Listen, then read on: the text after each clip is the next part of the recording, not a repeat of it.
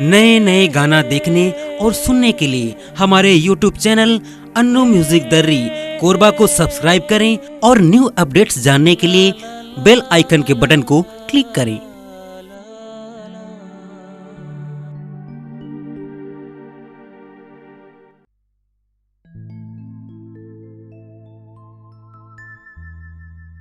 अरे कैसन जमाना आ गे संगी,